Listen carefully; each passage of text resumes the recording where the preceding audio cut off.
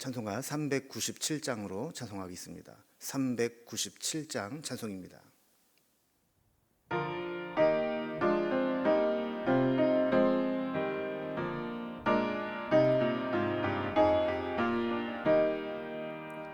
주 사랑 안에 살면 두려움 없으며 그 사랑 변함없어 늘 마음 편하다.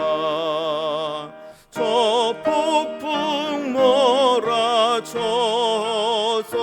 내 마음 떨려도 주 나의 곁에 계셔 겁낼 것 없어라.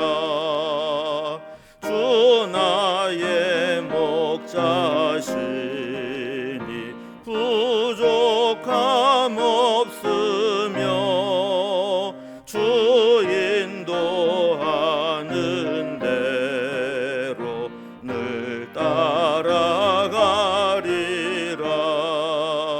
그 지혜 나를 깨쳐 내 앞길 밝히니 주 나의 길을 따라 주 함께 살리라. 저 넓고 푸른 들판 내 앞에 열리고 그 검은 구름 거쳐 새 하늘 보인다.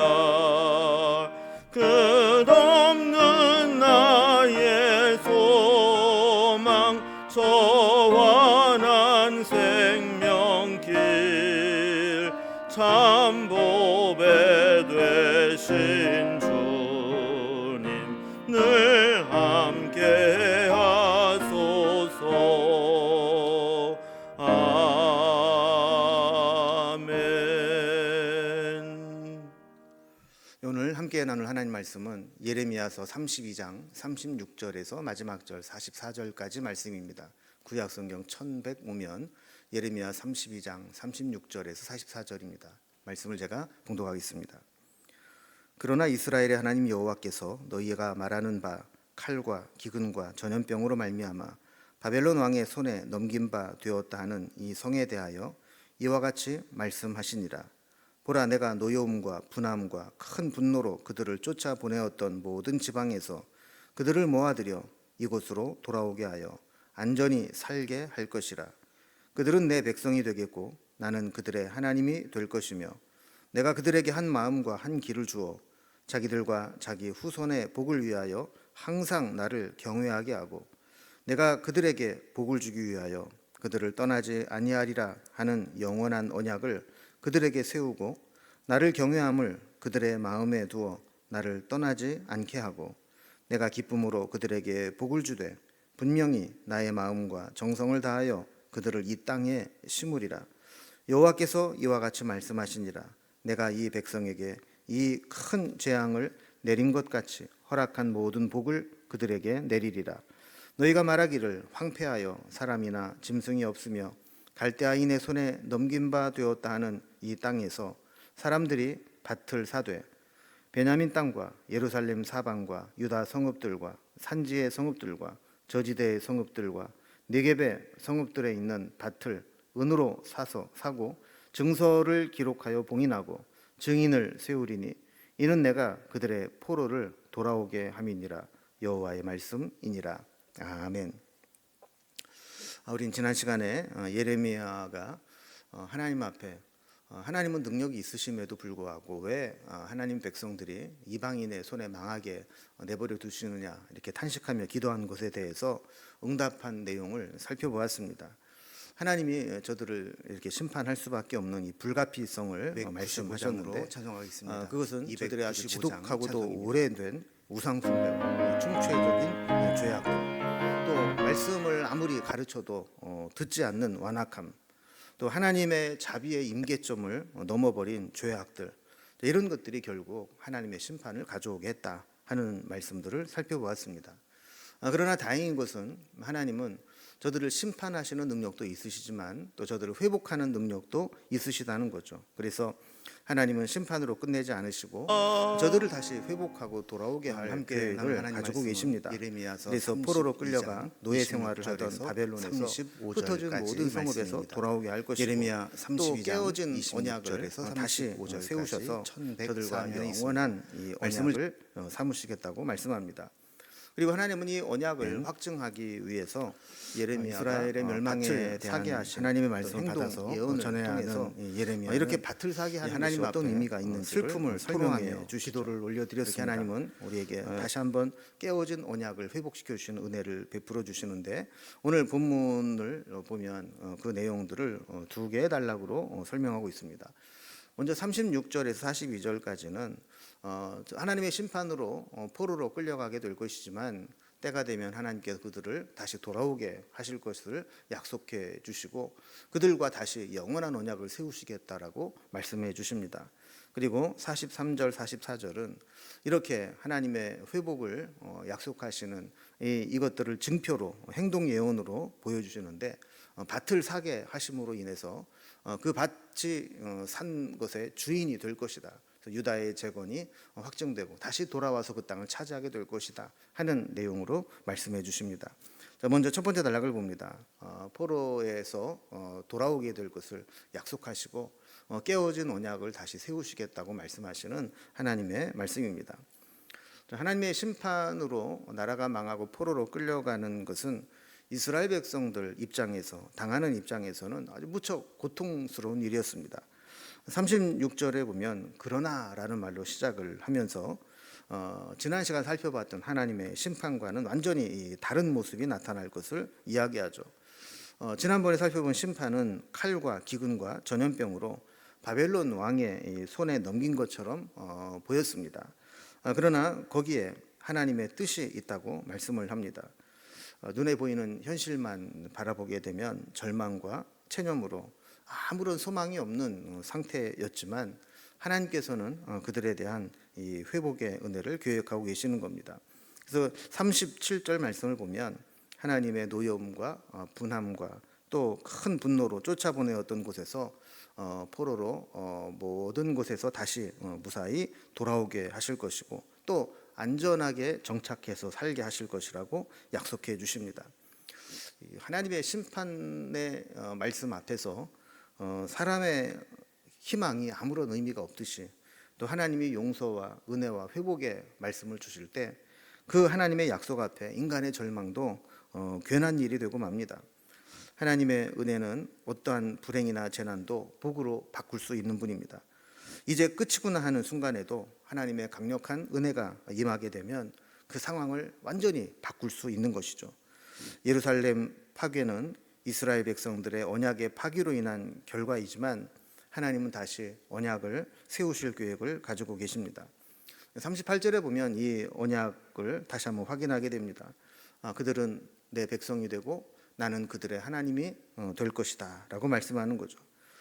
다른 것도 중요하지만 하나님의 언약에 이 갱신되는 것이 제일 중요합니다. 하나님의 관계가 회복되게 되면 나머지는 저절로 다 회복되는 것이죠. 그래서 하나님의 회복은 그들이 내 백성이 되고 나는 그들의 하나님이 될 것이다 라는 메시지가 반복되는 것입니다. 39절에 보면 하나님은 그 언약이 영원히 깨지지 않도록 그들에게 한결같은 마음과 한 길을 주셔서 자기와 자기 후손들이 이제는 우상 숭배를 버리고 오직 하나님만 경외하게 인도하실 것이라고 말씀하죠. 그래서 이전에 저들의 조상들이 이 언약을 지키는데 실패해서 하나님 앞에 심판을 받았다면 이제는 저들을 돌이킨 이후에 항상 하나님을 경외하고 하나님이 예비하신 복을 받을 수 있도록 새로운 존재로 만드시겠다라는 겁니다. 저들은 바벨론의 포로로 끌려가 있는 동안 자신의 잘못을 정말 뼈저리게 깨닫게 됩니다. 그리고 마음 중심으로 하나님께 돌아가고자 하는 마음을 갖게 됩니다. 이전에는 하나님의 말씀을 거북하게 생각하고 오직 세상적으로 잘 사는 것, 화려하게 사는 것, 풍요로운 것 여기에만 관심이 있어 왔지만 이제 저들은 그렇게 하지 않았습니다. 우상을 버리고 하나님께로 마음을 돌이키고 하나님이 원하시는 일들을 하게 되는 것이죠. 40절 말씀을 보면 그들에게 복을 주기 위해서 그들을 떠나지 아니하고 또 그들과 영원한 언약을 다시 세우고 하나님을 경외하는 마음을 주셔서 그들이 하나님의 복을 받을 수 있는 자가 되게 하신다고 말씀합니다. 이거를 보면 하나님께서 이스라엘 백성들을 향해 얼마나 뜨거운 사랑과 또 강력한 이 회복의 의지를 가지고 있는지를 보여주고 계시는 거죠. 그래서 41절을 보면 하나님이 기쁨으로 그들에게 복을 주시고 정성스럽게 그 땅을 일구고 또 그곳에 그것을 심는 그런 심정으로 이스라엘 백성들을 포로로 끌려갔던 자들을 다시 데려다가 하나님의 땅에 심으시겠다, 은혜를 베푸시겠다고 약속하시는 겁니다. 42절에 보면 과거에 유다의 이 재앙을 내리신 하나님께서 이제는 하나님이 허락하신 모든 복을 내리시겠다고 약속합니다. 하나님은 심판과 재앙만 내리시는 분이 아니라 또 회복과 은혜와 복을 주시기도 하는 분이죠. 하나님은 이제 다시 강력한 은혜를 백성들에게 부어 주시겠다고 약속하시는 겁니다. 하나님은 죄악에 대한 심판의 말씀도 신실하게 지키시지만 또 회복의 은혜와 약속도 신실하게 지키시는 분입니다. 이제 두 번째 단락을 보면 이런 회복의 약속을 확증하기 위해서 밭을 사는 것들을 행위 예언을 통해서 유다 백성을 다시 재건하고 돌이키겠다라는 말씀을 주십니다. 이제 하나님께서 예레미야에게 특별한 개인적인 말씀을 전하게 되는데 예레미야가 하나멜의 땅을 샀던 것과 같이 이스라엘 백성들 역시 땅을 살 수 있는 모든 곳은 다 땅을 사라고 말씀합니다. 왜냐하면 저들이 지금은 나라가 망하고 그 땅 매매 증서가 아무 쓸모없는 다 빼앗기는 휴지 조각처럼 될 것처럼 보일지 모르지만 하나님께서는 다시 포로에서 돌아오게 하실 것이고 누가 그때 나라가 망하기 전에 땅의 주인이었는가 이것을 찾아서 회복할 수 있도록 해주시겠다고 약속하시기 때문입니다. 43절을 보면 지금 이제 유다 사람들이 보이는 곳은 하나님의 심판으로 인해서 황폐하여지고 사람이나 짐승이 살 수 없고 갈대아인의 손에 넘김받은 그런 약탈을 당한 땅입니다. 그러나 이 땅에서 사람들이 밭을 사도록 했습니다. 이것은 하나님께서 유다 백성들을 회복하고 돌아와서 그 땅을 소유하게 하신다는 행동 예언이었죠. 44절을 보면 그들이 살 수 있는 모든 땅들을 다 사라. 그리고 그것의 증서를 기록하고 봉인해서 또 증인들까지 세우라라고 말씀합니다. 왜냐하면 하나님은 저들을 다시 돌아오게 하실 것이고 그때에 그들의 소유가 되게 할 것이라고 약속하셨기 때문입니다. 나라가 망하고 또 황폐해진 땅을 산다는 것은 미련한 짓처럼 보입니다. 아무리 헐값이라도 나라가 회복되지 않는다면 그 지불한 돈, 그 증서는 다 휴지 조각이 되고 말기 때문입니다. 그러나 하나님의 약속을 믿고 순종하기 위해서 좁은 길로 가고 이렇게 무의미해 보이는 일을 하는 것은 하나님께서 결코 헛수고로 끝나지 않게 하십니다. 하나님께 순종한 결과가 복된 것인 것을 증명하기 위해서 하나님 그 약속을 반드시 지키시기 때문입니다. 오늘도 우리가 말씀에 순종하는 것이 때로 믿음이 없는 사람들이 볼 때에는 미련한 것처럼 보이고 아직도 하나님 찾고 그렇게 나약한 존재가 있는가 이런 조롱을 받을 수 있을지 모르지만 그 길이 결코 헛되지 않음을 하나님은 반드시 보여주실 것입니다. 그래서 우리 하나님 말씀하실 때 그 길이 좁은 길이라 할지라도 우리는 그 길로 나아가며 믿음으로 순종해야 하는 것이죠. 하나님은 때로 우리를 심판하시기도 하지만 그러나 심판하신 후에는 우리를 회복하고자 하는 강력한 의지를 가지고 계신다는 것을 오늘 살펴보게 됩니다. 하나님께서 우리를 다시 회복시켜 주시고 이전보다 더 귀한 은혜로 우리를 세워주기를 사모하면서 오늘도 믿음의 길을 가고 순종하는 삶을 살아갈 수 있기를 주님의 이름으로 기원합니다. 기도하겠습니다.